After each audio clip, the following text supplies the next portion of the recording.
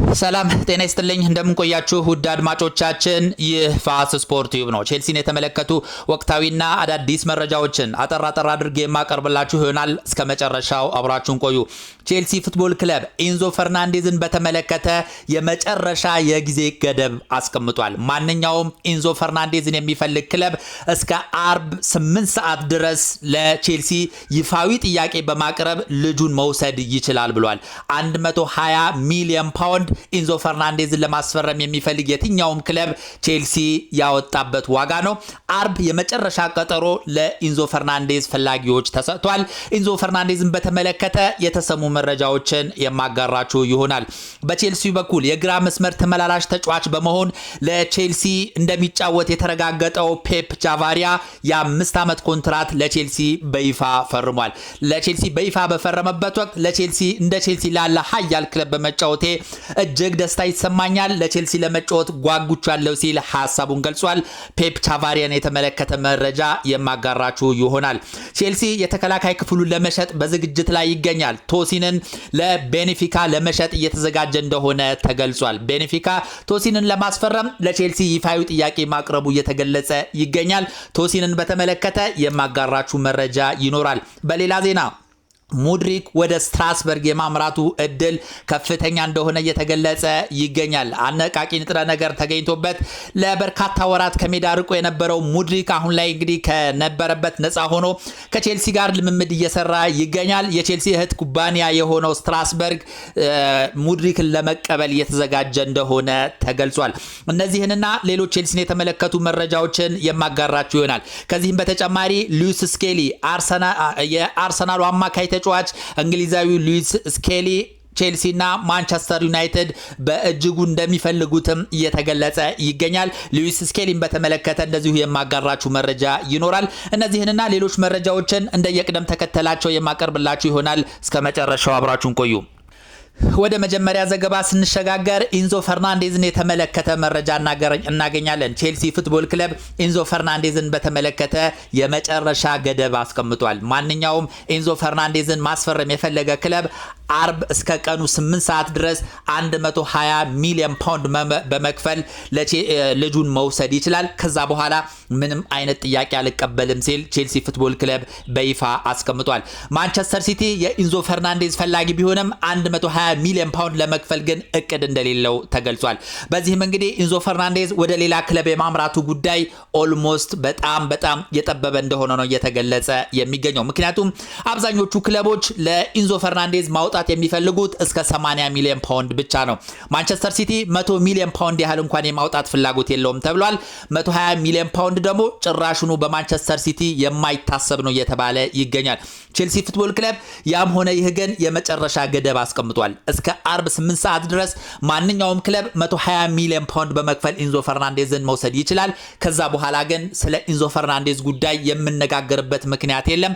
ቀጥታ የወደፊቱን ብቻ ነው የምናተኩረው። ኢንዞ ፈርናንዴዝም በቼልሲ ይቆያል ሲል ቼልሲ ፉትቦል ክለብ በይፋ አሳውቋል። እስከ አርብ ድረስ የትኛው ክለብ ይሄን ያህል መጠን ገንዘብ አቅርቦ ልጁን ሊወስድ ይችላል የሚለው ጉዳይ በጉጉት የሚጠበቅ ይሆናል። ኢንዞ ፈርናንዴዝም አሁን ላይ ልቡ ሸፍቷል። በቼልሲ የመጫወት ያን ያህል ጥልቅ ፍላጎት እንደሌለው በተደጋጋሚ ያሳውቋል። ነገር ግን ቼልሲ ከ120 ሚሊዮን ፓውንድ ውጪ አልፈልግም የሚል ጠንካራ አቋም ያለው በመሆኑ በስታንፎርድ ብሪጅ የሚቆይበት እድል ሰፊ ይሆናል ማለት ነው። ወደ ሌላኛው ዘገባ ስንሸጋገር ፔፕ ቻቫሪያን የተመለከተ መረጃ እናገኛለን። ቼልሲ ፉትቦል ክለብ የራዮ ቫሎካኖን የግራ መስመር ተመላላሽ ተጫዋች ፔፕ ቻቫሪያን እንዳስፈረመ ይታወቃል። ፔፕ ቻቫሪያ የሕክምና ምርመራውን አጠናቆ ትላንትና ለቼልሲ በይፋ ፊርማውን አኑሯል። ቼልሲ ይህን ተጫዋች የ5 ዓመት ውል አስፈርሞታል። ቼልሲ ከራዮ ቫሎካኖ 18 ሚሊዮን ዩሮ በመክፈል ነው ወደ ስታንፎርድ ብሪጅ ያመጣው። ብቃቱ እየታየ 2 ሚሊዮን ፓውንድ ተጨማሪ የሚከፈል ነገር ይኖራል። በአጠቃላይ 21 ሚሊዮን ዩሮ ቼልሲ ለራዮ ቫሎካኖ የግራ መስመር ተመላላሽ ተጫዋች ፔፕ ቻቫሪያ ያወጣው ገንዘብ ነው። ፔፕ ቻቫሪያ አስደናቂ የግራ መስመር ተመላላሽ ተጫዋች እንደሆነ ይታወቃል። ማርኮ ኩኩሪያን ይተካል ተብሎ ከሚታሰቡ ተጫዋቾች መካከል ቀዳሚው ይህ ተጫዋች ነው። ለቼልሲ ፊርማውን ባኖረበት ወቅት መግለጫ ሰጥቷል። ካነሳቸው ዋና ነጥቦች መካከል እንደ ቼልሲ ላለ ታላቅ ክለብ በመጫወቴ እጅግ እድለኛ ነኝ፣ ታላቅ ክብርና ኩራት ይሰማኛል ሲል ሐሳቡን ገልጿል። ቼልሲ ከዓለም ላይ ካሉ ታላላቅ ክለቦች መካከል አንዱ ነው። ለቼልሲ ለመጫወት በጣም ጓጉች ያለው ሲል ነው ፔፕ ጃቫሪያ ሐሳቡን የገለጸው። ሌላው ስለራሱ አንዳንድ ነገሮች ገልጿል። ማጥቃት ደስ ይለኛል፣ መከላከልም በጣም ይመቸኛል፣ ከሳጥን ከቦክስ መጫወት ያስደስተኛል። ስለዚህ ያለኝን ብቃት አሟጥቼ ለቼልሲ ፉትቦል ክለብ አበረክታለሁ ሲል ነው ፔፕ ጃቫሪያ ሐሳቡን የገለጸው። ከአሎንሶ ጋር አውርቻለሁ፣ እሱም እኔን እንደሚያደንቀኝ ነግሮኛል። ለአሎንሶም እንደዚሁም ለክለባችን ቼልሲ ለደጋፊዎች ስል ማንኛውንም መስዋዕትነት እከፍላለሁ ሲል ነው ፔፕ ጃቫሪያ ሐሳቡን የገለጸው። 28 ዓመቱ ነው። በደንብ ልምድ ያለው ተጫዋች ነው። ኩኩሪያን በመተካት ለቼልሲ ወሳኝ ተጫዋች ይሆናል ተብሎ ይጠበቃል።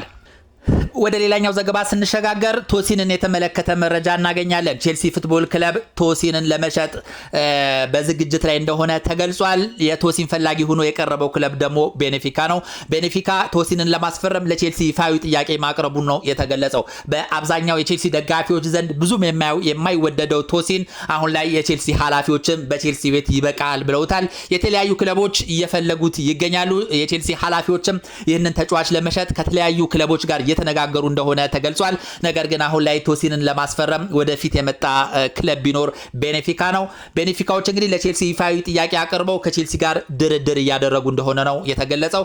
ቶሲን ምናልባትም ቤኔፊካ ለቼልሲ የሚገባውን ክፍያ የሚከፍል ከሆነ ልጁ መዳረሻው ቤኔፊካ ሊሆን እንደሚችል ተገልጿል። ቼልሲ ከ30 እስከ 35 ሚሊዮን ፓውንድ ያህል ይፈልግበታል። ይህን ያህል መጠን ያለው ገንዘብ ቤኔፊካ ይከፍላሉ የሚለው ጉዳይ በቀጣይ የሚታይ ይሆናል። ነገር ግን አሁንም ድርድሮች እንደቀጠሉ ይገኛሉ። በሌላ ዜና ሙድሪክን የተመለከተ መረጃ እናገኛለን። ዶፒንግ የተባለ አነቃቂ ንጥረ ነገር ተጠቅመሃል በሚል ለበርካታ ወራት ከሜዳ ርቆ የነበረው ሙድሪክ አሁን ላይ እንግዲህ ከነበረበት ክስ ነፃ ሆኖ ከቼልሲ ጋር ልምምድ እየሰራ እንደሆነ ይታወቃል። ቼልሲም ይህንን ተጫዋች በውሰት ለመሸጥ እንደወሰነ ከዚህ በፊት ገልጬላችሁ ነበር። አሁን ላይ የሙድሪክ መዳረሻ ስትራስበርግ እንደሚሆን በእርግጠኝነት እየተገለጸ ይገኛል። የቼልሲ እህት ኩባንያ የሆነው የፈረንሳዩ ክለብ ስትራስበርግ ሙድሪክን ለመቀበል እየተዘጋጀ እንደሆነ ነው የተገለጸው። ቼልሲ ሙድሪክን በቋሚነት የመሸጥ ፍላጎት የለውም። ነገር ግን አንድ ዓመቱን በጥሩ ጨዋታ በጥሩ ትሬኒንግ በስትራስበርግ ካሳለፈ በኋላ ወደ ስታንፎርድ ብሪጅ እንደሚመልሰው ነው መገናኛ ብዙሃን እየጠቀሱ የሚገኙት። ወደ ሌላኛው ዘገባ ስንሸጋገር ሉዊስ ስኬሊን የተመለከተ መረጃ እናገኛለን። የአርሰናል የመሃል ክፍል ተጫዋች የሆነው ሉዊስ ስኬሊ በአርሰናል የመቆየት ፍላጎት እንደሌለውና እንደዚሁም ማንቸስተር ዩናይትድ እና ቼልሲ ልጁን የማስፈረም ፍላጎት እንዳላቸው ተገልጿል። በተለይ ማንቸስተር ዩናይትድ ልጁን ለማስፈረም በእጅጉ ፍላጎት እንዳለውና እንቅስቃሴ መጀመሩም ነው የተገለጸው። ቼልሲ ፉትቦል ክለብም በይፋ ውስጥ አዋቂ ምንጮች ይፋ ባያደርጉትም ነገር ግን አንዳንድ መገናኛ ብዙሃን ቼልሲም የዚህ ልጅ ፈላጊ እንደሆነና ውስጡን ንግግሮች እያደረጉ እንደሆነ እየተገለጸ ይገኛል። ሉዊስ ስኬሊ አሁን ላይ በአርሰናል ቤት የመቆየት ፍላጎት የለውም። በአርሰናል ቤትም ደስተኛ እንዳልሆነ ነው የተገለጸው። ይህ አስደናቂ ገና ታዳጊ ተጫዋች በአርሰናል ቤት ድንቅ እንቅስቃሴ እንዳሳየ ይታወቃል። በአውሮፓ ሻምፒየንስ ሊግ የፍጻሜ ጨዋታ ላይ በቋሚነት የተሰለፈም ተጫዋች ነው። እንግዲህ በአርሰናል ቤት ደስተኛ ለመሆኑን ተከትሎ ማንቸስተር ዩናይትድ እና ቼልሲ የልጁ ፈላጊ ሆነዋል። በምን ያህል ገንዘብ የሚለው ነገር አልተጠቀሰም። ነገር ግን ሁለቱም ክለቦች ልጁን የማስፈረም ፍላጎት እንዳላቸው ተገልጿል። መቼ ሊመጣ ይችላል፣ የዚህ ልጅ ዝውውር ምን ሊሆን ይችላል የሚለው ጉዳይ በዚህ ሳምንት የሚታወቅ ይሆናል እየተባለ ይገኛል። በአጠቃላይ እንግዲህ ቼልሲን በተመለከተ የተሰሙ ዋና ዋና መረጃዎች እነዚህ ነበሩ። ስለነበረን ቆይታ እጅግ አድርጌ አመሰግናለሁ። መልካም ጊዜ